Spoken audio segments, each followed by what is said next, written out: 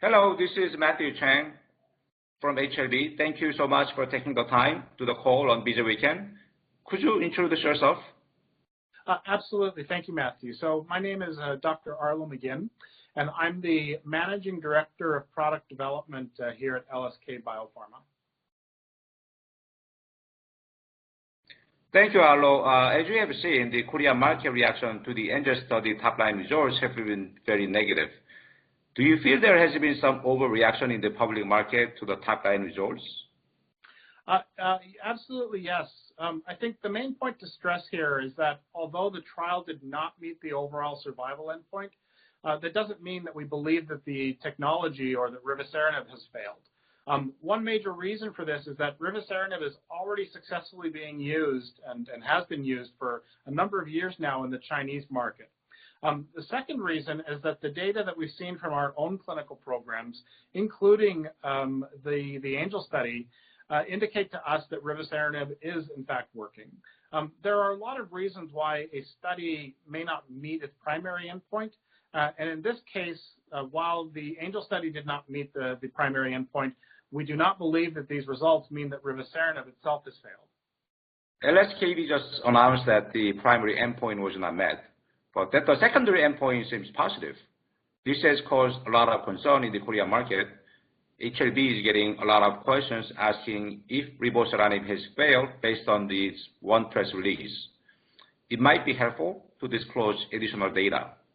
What is the reason that you cannot disclose other information or results about the Angel study?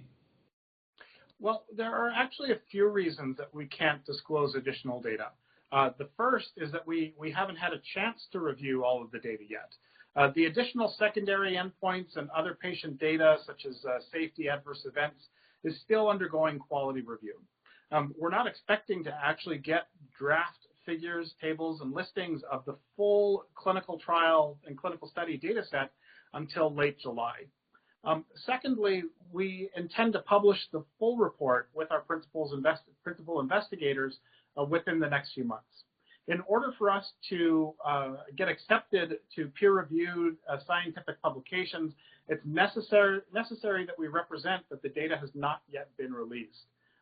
Finally, because the overall survival presented some surprising data, it's necessary for us to internally study the data, perform quality control, and come up with a plan for what we need to do in order to file an NDA in the gastric cancer monotherapy indication. So why did you have the press release that Angel study did not meet the primary endpoint?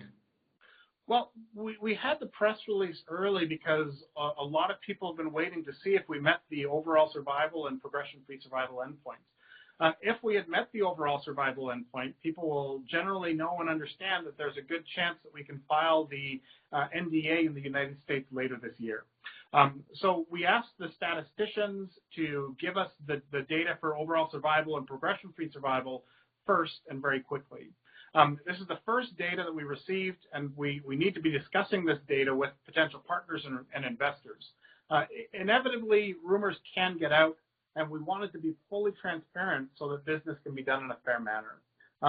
This informs all of our partners, collaborators, and investigators that the NDA will likely be delayed, and we need to come up with an alternative plan for filing in the third and fourth line gastric cancer indication. What is the main impact of the Angel study missing the OS endpoint? Well, for one, this will likely delay the NDA filing. We need to take a step back and work on a plan that's the most efficient way to get the required data for filing in the gastric cancer third and fourth line indication. Can you give an example of the strategy could be going forward with gastric cancer third or fourth line? Absolutely. Well, one option for a strategy would be to leverage the positive data that we do see in the Angel study and conduct a confirmatory study. I believe this could be a smaller, faster clinical study, but we'll be working internally in the coming weeks to develop the full plan for this possible confirmatory study. This obviously involves efforts from our clinical, regulatory, and business teams. What is your overall feeling about rivasarinib after receiving the Angel study primary endpoint data? Well, we still believe that rivasarinib is an active cancer drug. The vast body of data that we've acquired and that we've seen from Hengrui development in China indicates that this is still true. Because there's positive signals in the ANGEL study, I believe that the issue with the overall survival that we've seen here is actually related to the changing way that gastric cancer is being treated. Even over the short period of time when the ANGEL study was performed, the standards of care for gastric cancer have changed significantly. We still believe the ANGEL study was designed correctly, but considering these changes in gastric cancer treatment, the ANGEL study did not, unfortunately, fully provide the data necessary to file for approval. I believe we will get a lot of good data out of the ANGEL study, and that this will help us identify a path forward so that we can file an NDA in the third and fourth line gastric cancer indication. We also feel that the ANGEL study data will be extremely helpful and will inform us on designing pivotal studies in our other indications, such as second-line gastric cancer and colorectal cancer as well. We're disappointed that the study missed the primary endpoint and did not provide the data that we need to file for approval based on a single study at this time. But the biggest challenge that this is going to create for LSK Biopharma is that it delays when we will be able to file for our first market approval outside of China. We're still extremely thankful for the patients and for the investigators who supported the study and made it possible. Thanks very much, Arlo. Have a nice weekend. Thank you as well, Matthew.